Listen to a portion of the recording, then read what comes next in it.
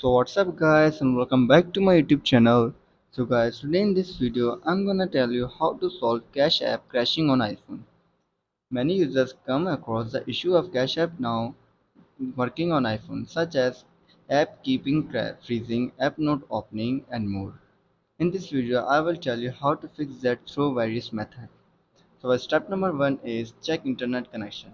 Internet connection issue could cause Cache app crashing. You will need a good internet for Cache app to perform a secure transaction. Hence, it's a vital to check the internet if you are failed to pay with the UPI app.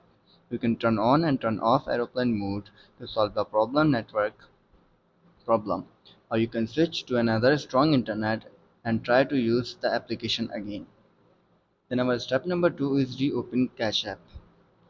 First of all, open the Cache app, and sometimes the problem is just caused by temporary bug in the app. It happens when you don't exit Cache app properly after using it and the app is still occupying the space in the background. By forcing quitting the application and reopening it, it's likely that the problem could be fixed. So close this app and then reopen it. After applying these two methods, you are still facing the same issue, then clear the cache. Normally, you can access your data quickly and easily if Cache app stores data in cache files. Yet it may stop the app from running properly when the cache is overloaded or corrupted. It is suggested to clean the cache and get cache app running smoothly again. For deleting cache, you have to first go to your settings and scroll down and tap on General. Again scroll down and tap on iPhone storage.